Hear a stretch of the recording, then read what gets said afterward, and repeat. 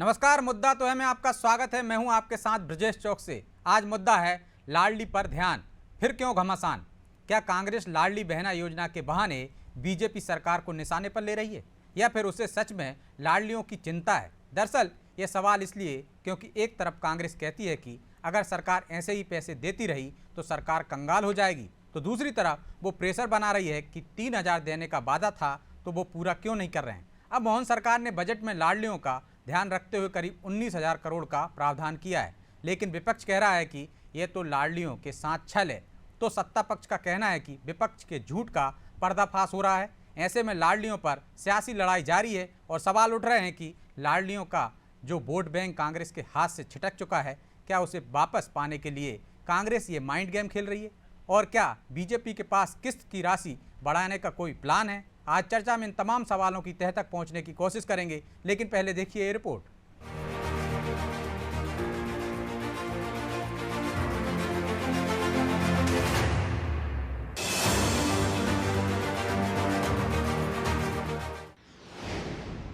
Budget में लाडलियों का ध्यान, फिर भी जारी है सियासी घमासान। मोहन सरकार का पहला बजट पेश हो चुका है। इस बजट में सबसे ज्यादा खर्च महिलाओं पर किया जाएगा। 2023 के विधानसभा चुनाव में मास्टर स्ट्रोक साबित हुई लाडली बहना योजना के लिए सरकार ने 18,984 करोड़ का प्रावधान किया है, जो महिला एवं बाल विकास विभाग के बजट का 71% हिस्सा है। लेकिन बजट पर हुई चर्चा के दौरान इस पर जमकर हंगामा हुआ। विपक्ष आरोप लगा रही है कि लाडलियों को सरकार ने छला है। दरअसल विपक्ष को ऐसी उम्मीद थी कि सरकार इस बजट में लाडलियों को हर महीने मिलने वाली किस्त को बढ़ा सकती है, जैसा उसने चुनाव के वक्त वादा किया था। लिहाजा उन वादों को लेकर अब वो सरकार पर हमलावर है। दीदी हो चाहे लाडली बहना, ये महत्वपूर्ण योजना है जो सरकार अपने एजेंडे में थी, घोषणा पत्र में था। क्यों सरकार किसानों के साथ छल कर रही है? क्यों महिलाओं के साथ, लाडली बहनाओं के साथ छल कर रही है? मोहन यादव सरकार बताए। हजारों बार चिल्ला चिल्ला के ये वायदा किया गया 3,000 रुपए दिए जाएंगे। आज वायदा खिलाफी हो रही है, बजट में उसका प्रावधान नहीं हो रहा, तो ये तो बहुत बड़ा छलावा और ठगी है। इसमें तो कोर्ट को संज्ञान लेकर के इनके ऊपर धोखाधड़ी का सरकार के ऊपर केस चलाना चाहिए कि भाई आप कुछ भी वायदा करके सरकार बना लो और मुकर जाओ। ऐसा थोड़ा ही होता है। चूंकि मामला लाडलियों से जुड़ा हुआ है, लिहाजा विपक्ष के आरोपों पर सत्ता पक्ष ने करारा जवाब दिया। मंत्री कृष्णा गौर ने कहा कि सरकार ने कांग्रेस के झूठ का पर्दाफाश कर दिया। कांग्रेस योजना बंद करने के आरोप हम पर लगा रही थी, लेकिन बजट में इसके लिए प्रावधान कर हमने ये साबित कर दिया कि कांग्रेस का काम सिर्फ भ्रम फैलाना है। कांग्रेस का झूठ जनता के बीच में पूरी तरह से साबित हो गया कि किस प्रकार वो इस मध्य प्रदेश की बहनों को गुमराह कर रहे थे कि भारतीय जनता पार्टी की सरकार लाडली बहना योजना को बंद कर देगी। लाडली बहना योजना की निरंतरता ने कांग्रेस के इस झूठ का पर्दाफाश कर दिया है। हमने जो कमिटमेंट मध्य प्रदेश की बहनों से किया है, उसे हम आगे तक भी निभाएंगे। लाडलियों पर ये सियासी लड़ाई कोई नई नहीं है। पिछले विधानसभा चुनाव से ही आधी आबादी को लेकर कांग्रेस और बीजेपी आमने सामने है। हालांकि कांग्रेस की कोशिश है कि कैसे भी करके आधी आबादी पर अपनी पकड़ को मजबूत किया जाए। लिहाजा वो कभी बीजेपी पर प्रेशर बनाती है कि वादे के मुताबिक लाडलियों को 3,000 की राशि दे, तो कभी कहती है अगर इतनी राशि सरकार ने दी तो सरकार दिवालिया हो जाएगी। खैर, बीजेपी का रुख स्पष्ट है कि लाडली बहना योजना यूं ही जारी रहेगी। समय आने पर किस्त की राशि भी बढ़ जाएगी। ब्यूरो रिपोर्ट, अनादि टीवी।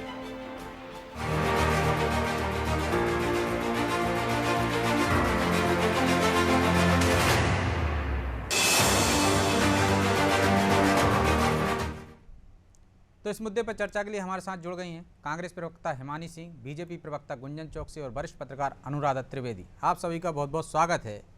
हिमानी जी, शुरुआत आपसे ही करते हैं। आप पहले कहते रहे कि योजना बंद हो जाएगी, बंद नहीं हुई।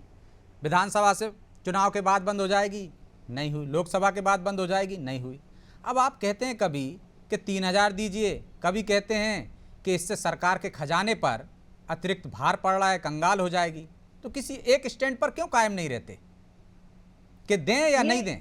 मैं आपको करेक्ट करना चाहूंगी कि पहले हमने नहीं कहा था कि 3000 देंगे। आप इनका घोषणा पत्र उठाकर देखिए, उसमें इन्होंने लिखा था और शिवराज सिंह चौहान जी ने भरे मंचों से कूद कूद कर रैंप वॉक करते हुए ये वादे किए थे, इतनी कर दूंगा, उतनी कर दूंगा, फिर 3000 तक पहुंचा दूंगा। तो आप पहले इसको करेक्ट कीजिए कि हमने नहीं कहा है, शिवराज सिंह चौहान जी ने वादा किया था विधानसभा मैंने ये कहा ही नहीं कि आपने कहा, मैंने कहा कि आप कहते हो 3000 देने लगो। उन्होंने वादा किया था और उसमें ये भी कहा था हिमानी जी ये भी कहा था कि चरणबद्ध तरीके से देंगे। 1000 से स्टार्ट किया था, 1250 दे रहे हैं, चरणबद्ध तरीके से करेंगे। ये तो नहीं स्पष्ट किया था कि 2028 का चुनाव आएगा तब वो वाला चरण आएगा जब वो 3000 का झांसा डाल के दोबारा चुनाव लड़ेंगे। अब अगर आपने अपने घोषणा पत्र में वादा किया है तो आपको चरणबद्ध तरीके से धीरे धीरे बढ़ा देने चाहिए। अब आप तो वहीं आपकी सुई अटक के रह गई है। तो विपक्ष का काम नहीं है कि जो घोषणा पत्र में वादे किए गए हैं उनकी तरफ ध्यान आकर्षित करवाए और जनता को जिन वादों के आधार पर वोट प्राप्त किए हैं उन मुद्दों को उठाए। ये अगर ये विपक्ष का काम नहीं तो फिर मैंने ये नहीं कहा कि आप एक स्टैंड पर कायम रहो। मेरा ये सवाल था कि आप ही के नेताओं ने कहा कि स्टैंड नहीं है, कंगाल हो जाएगी प्रदेश सरकार, भार है। बातें हैं, ये अलग अलग बातें। आपने अपने घोषणा पत्र में वादा किया कि आप इतने पैसे देंगे, अब इसकी व्यवस्था आपको करनी है, इसकी वो सब आपको करके रखनी है। आज की स्थिति के हिसाब से देखिए, जब घर का बजट बनाया जाता है, किसी बिटिया की शादी होती है, घर में कोई कार्यक्रम होता है, तो उन सब चीजों को फिर पर उसकी आय के समान रूप से उस चीज के लिए पैसों का व्यवस्था की जाती है, इंतजाम किए जाते हैं। तो फिर आप आज ही से क्यों कह रहे हैं? जब 5 साल के लिए घोषणा पत्र है ना, आप कह रहे हैं 3000 अभी दे दीजिए, आप 3000 शुरू कर दीजिए। 3000 उन्होंने नहीं कहा कि 3000, आपने कहा तो चरणबद्ध तरीके से बढ़ाएंगे। आप शिवराज सिंह चौहान के बयान सुनिए, 1200 करूंगा, फिर 1500 करूंगा, फिर धीरे धीरे करके तो आप क्लियर कर देते कि ये 3000 2028 के चुनाव से पहले ही होंगे ताकि दोबारा से इनके नाम पर वोट पाए जा सके। तो आप ये सब चीजें क्लियर करते, नहीं तो चरणबद्ध तरीके से बढ़ाने का कोई चरण तो एक चरण तो आगे बढ़ते हैं। तो एक चरण तो आगे बढ़ना चाहिए था। गुंजन वो कह रहे हैं कि आप क्या 2028 में ही पूरा करेंगे 3000? कब आएगा अगला चरण आपका? क्योंकि आपने कहा था चरणबद्ध तरीके से करेंगे, और यदि आपने वादा किया था तो विपक्ष का दायित्व है कि आपके वादों को याद दिलाएं, आपके वचनों को याद दिलाएं।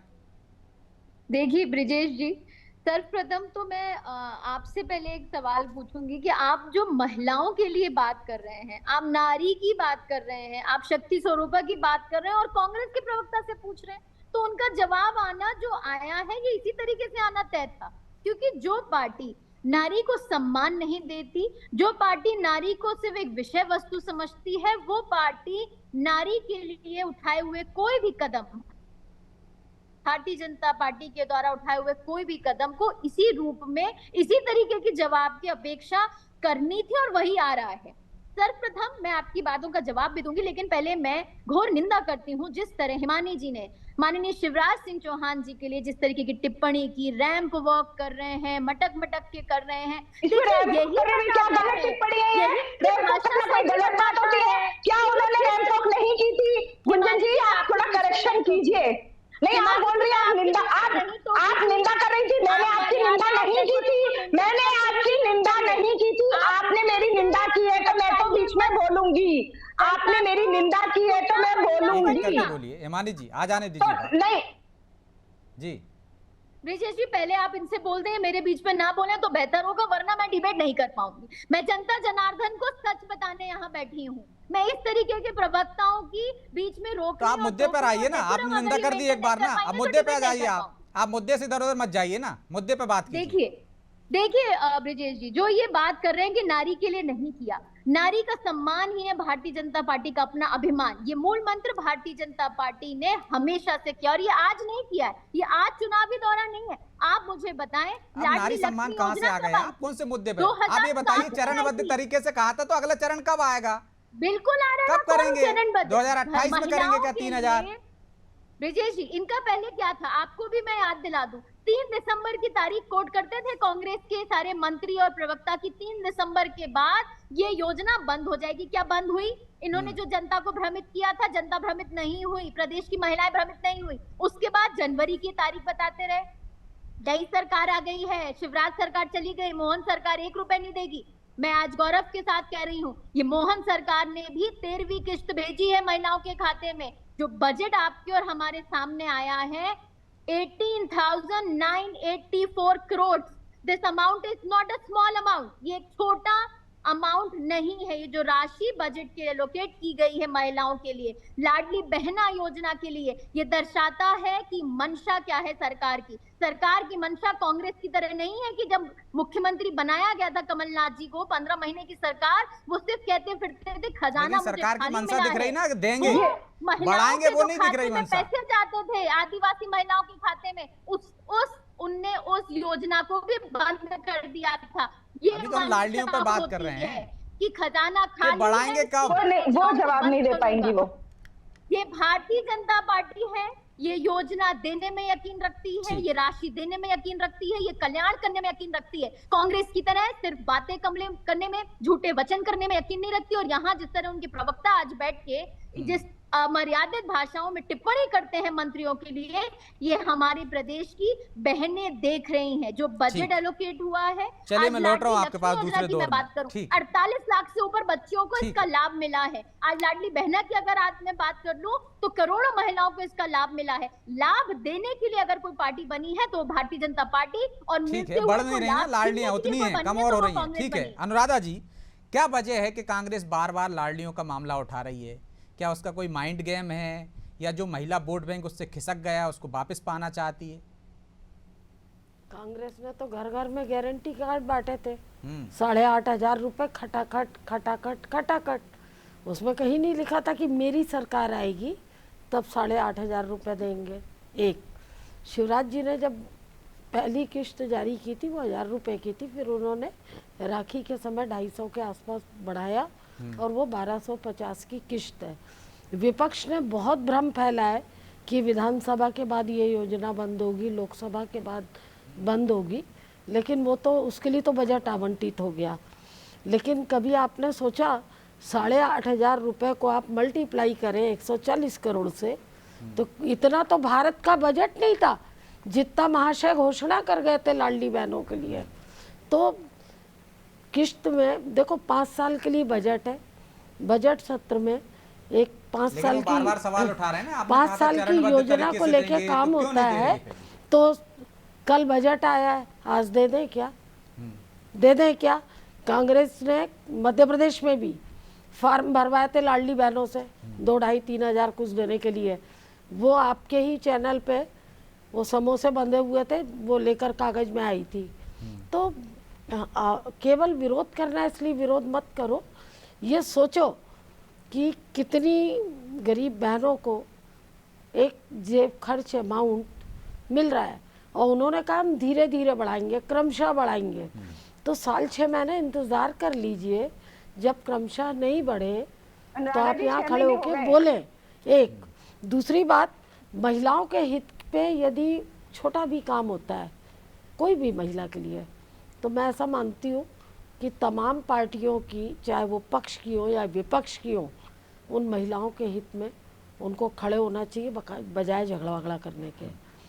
दूसरी बात, विरोध करने की क्या जरूरत है? विरोध करने की जरूरत क्या है? नारी न मोहे नारी के रूप ये तो रहे पहले आप कह रहे थे आप समर्थ नहीं हो पा रहे हो, ये भ्रम फैलाया, हमारी एक वो बंद नहीं हुई, अब फिर विरोध शुरू कर दिया। दूसरी बात है कि कल बजट आया, आज कैसे वो बढ़ाने की घोषणा कर दे?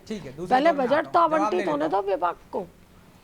अनुराधा जी, बजट आवंटित होना का इंतजार इसलिए नहीं किया जाएगा क्योंकि बजट में इसकी कोई घोषणा या उसके बारे में बातचीत भी नहीं की गई है।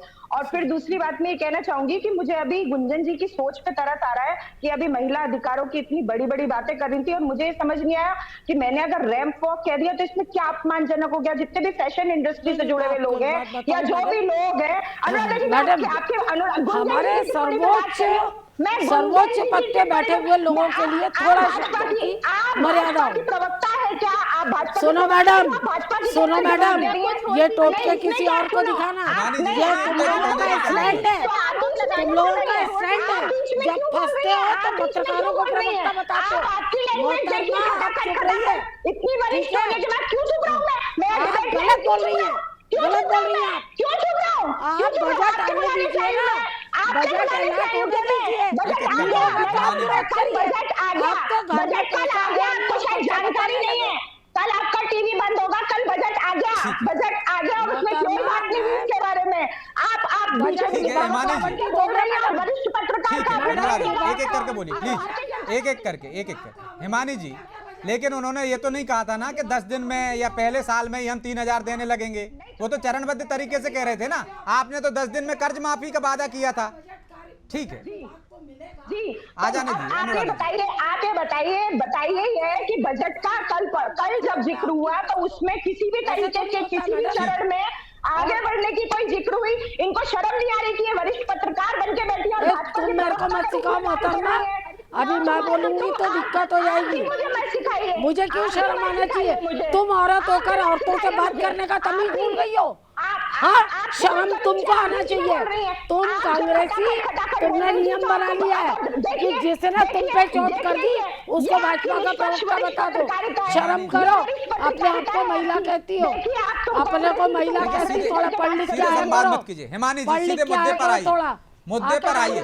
ठीक है अनुराधा जी प्लीज, सीधे हिमानी जी मुद्दे पर आइए। उन्होंने ये तो नहीं कहा था 10 दिन में कर्ज माफ करेंगे, जैसा आपने कहा था कि हम पहले 1 साल में कर देंगे, 1 साल में 3000 देने हैं। उन्होंने चरणबद्ध तरीके से कहा था ना, वही तो अनुराधा जी कह रही। सब्र तो करिए थोड़ा, साबित करिए आपकी। उन्होंने कहा था हम चरणबद्ध तरीके से नहीं देंगे, आप साबित करिए। एक एक करके बोलिए प्लीज। मैडम आप साबित करिए कि उन्होंने कहा था हम चरणबद्ध तरीके से देंगे, आप कह रहे हो नहीं दे रहे, आप साबित करो नहीं दे रहे। हम कुछ और तो दूसरों के लिए कुछ और, इनको भी पसंद नहीं था, इन दोनों को ये भी पसंद नहीं था, पर अब ये बोल रहे हैं और अभी कर रहे हैं तो इनको अच्छा लग रहा है। मुद्दे पर आ जाइए, बात करो ना मोहतरमा। हिमानी जी डिबेट छोड़कर चली गई हैं लगता जय है। टाटा चलिए बाबा। गुंजन जी, लेकिन आपने ये नहीं बताया कि चरणबद्ध में कहा था, तो अगला चरण आएगा कब भाई?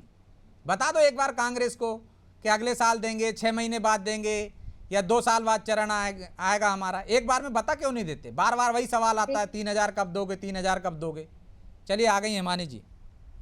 देखिए आप सवाल मेरे से हाँ, मैं आ रहा हूँ हिमानी जी आपके पास। हाँ बोलिए गुंजन, आपसे जवाब दूंगी जी। देखिए ब्रिजेश जी, बहुत खूबसूरती से हमारे वरिष्ठ पत्रकार अनुराधा जी ने इस बात का जवाब दिया था, और वो एक निष्पक्षता का जवाब है कि बजट आया है, बजट में एलोकेशन आया है। जिस तरह 1000 से स्कीम शुरू हुई थी, 1250 नहीं, उन्होंने कहा कि बजट आ तो जाने दीजिए। गुंजन जी उन्होंने बोला बजट आ तो जाने दीजिए, उन्हें बजट आया नहीं है, इस पे विश्वास आगे बढ़ नहीं है। जाइए हिमानी जी, हिमानी जी आगे बढ़ जाइए। हिमानी ठीक है, आगे तो बढ़ जाओ। ठीक है गुंजन जी याद रखिएगा, जब मैं बोलूंगी मुझे मालूम है आपको बताने की जरूरत नहीं है। मुद्दे बचे नहीं, इस तरह बहस नहीं होती हिमानी जी। कोई बात पकड़ के आप बैठी रहेंगी तो कैसे आगे बढ़ेगी? 8000 रुपए दे दो पहले, जिसका गारंटी कार्ड बांट के आए वो भी जा रहे हैं, अनुराधा जी प्लीज आगे वो बढ़ो। भी जा रहे हैं नोट के बदले वोट।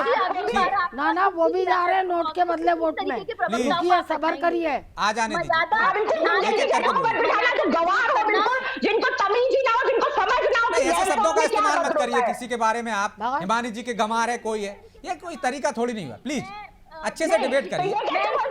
कठोर निंदा करती हूँ और मैं इस तरीके के डिबेट में पार्टिसिपेट नहीं करूंगी, जहां पर एक वरिष्ठ पत्रकार के लिए, आप एक वरिष्ठ महिला के लिए। ठीक है गुंजन जी आगे बढ़िए। महिला आप इस तरीके के शब्दों का इस्तेमाल कर रहे हैं, जवाब ही नहीं उनके पास, तो आगे कैसे बढ़ेंगी? वो ऐसे ही करते रहेंगे, वो गरिमा करती रहेंगी। आपको ठेस पहुंचाने वाली बात कर रहे हैं आप। गुंजन नाम है आपका। कुछ चीजें राजनीति से ऊपर उठ के बात की जाती है, कुछ चीजों में हर ठीक है आगे बढ़िए, मेरे सवाल का जवाब दीजिए गुंजन। एक बार बता क्यों नहीं देते भाई? नहीं है उनके पास जवाब ही नहीं है उनके पास, उसका जवाब ही नहीं है। वो और आधा घंटे का टाइम पास करेंगी और यहाँ से चली जाएंगी, क्योंकि इस सवाल का जवाब नहीं है उनके पास। तो वो इसकी निंदा, गरिमा, गुंजन सब करती रहेंगी, पर जवाब नहीं दे पाएंगी। लेकिन हिमानी जी जवाब तो आपके पास भी नहीं है। मैंने बार बार सवाल किया, जिस तरह आपने कहा था कि 10 दिन में कर्ज माफ कर देंगे, 10 दिन में कर्ज माफ हुआ है, ऐसा तो उन्होंने नहीं कहा था ना कि पहले साल ही 3000 दे देंगे। वो कह तो रहे हैं कि चरणबद्ध तरीके से देंगे, इंतजार तो करिए। ये बजट 1 साल के लिए है, इसमें एक बार 8 महीने के लिए 4 महीने निकल गए।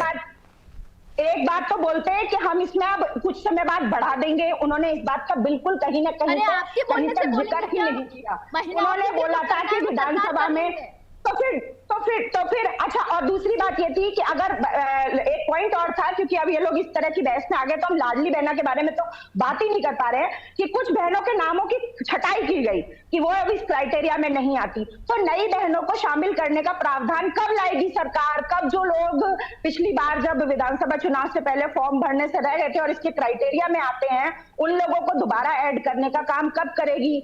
अभी कम से कम कुछ नहीं तो लाखों की संख्या में और नई बहनों को जोड़ा जा सकता है इस योजना से, तो उसका काम कब करेगी? इसके बारे में भी सरकार ने बजट के कल अभिभाषण में कुछ भी नहीं बोला। तो ये भी एक सवाल है कि बहनें जो हैं जो रजिस्टर्ड हो गई बस वही रहेंगी, आगे और नहीं आएगा। अनुराधा जी ने क्या गलत कहा है? पढ़कर आइए अनुराधा जी ने आपसे इतनी सी विनती। गुंजन जी आप बीच में क्यों बोल रही हैं? गुंजन जी आप बीच में क्यों बोल रही हैं? हाँ तो वो जब बोलेंगी तो बोला जाएगा। आपको अपनी उम्र और अपनी वरिष्ठता की मर्यादा अपनी भाषा से रखनी पड़ती है।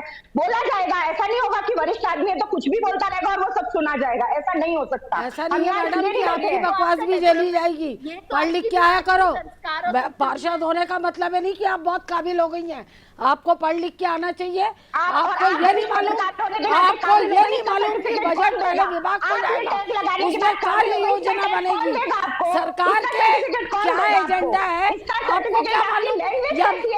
सरकार कैसे बोलेगा? ऐसे कैसे बोलेगी सरकार? आपके कहने से 3000 देगी। उन्होंने स्पष्ट तौर पर कहा है कि चरणबद्ध तरीके से, शब्द नहीं होगा ना, यदि ऐसा गलत शब्द होता तो क्यों बोलती हो? कायदे से, बहुत कायदे से। मुझसे बदतमीजी मत करिए, मोहतरमा। आप मेरी बात सुने, मैंने आपसे कहा ना पढ़ लिख के आया करो, होमवर्क करके आओ, डिबेट में बैठे हो, हर एक से बदतमीजी मत करो, पढ़ लिख के आओ, होमवर्क करके आओ, पढ़ लिख के बैठो, हम भी सम्मान करेंगे। केवल झगड़ा करना है, बकवास करना है, इसीलिए यहाँ बैठे हो। मुझे आपसे सर्टिफिकेट की जरूरत नहीं है, मुझे कमलनाथ जी सर्टिफिकेट दे चुके हैं। मैडम मेरे को कमलनाथ जी सर्टिफिकेट दे चुके हैं वरिष्ठता का। आप मत परेशान हो, आप क्यों परेशान हो? मुझे वरिष्ठता का सर्टिफिकेट आपकी पार्टी चलिए माफी चाहता हूँ क्योंकि समय की भी बाध्यता है, इसलिए चर्चा को यहीं विराम देंगे। आप सभी का बहुत बहुत धन्यवाद। तो निश्चित तौर पर लाडलियां कहीं ऐसा एक मुद्दा है जो कांग्रेस के लिए उसको लगता है कि उसकी वजह से वो लगातार हारती रही है, तो उनकी सहानुभूति लेना चाहते हैं। 3000 का मामला उठा करके उनको 3000 दीजिए। और कहीं ना कहीं उनके नेता ये भी मानते हैं कि 3000 देने से सरकारी खजाने पर असर पड़ेगा, इसलिए दोहरी बातें आ रही हैं। लेकिन सवाल तो वाजिब है कि अगला चरण कब आएगा और इसका जवाब कांग्रेस को जो मांग रही है बीजेपी को देना चाहिए। बहरहाल मुद्दा तो है। मैं इतना ही, मुझे दीजिए इजाजत और आप देखते रहिए अनादि टीवी। नमस्कार।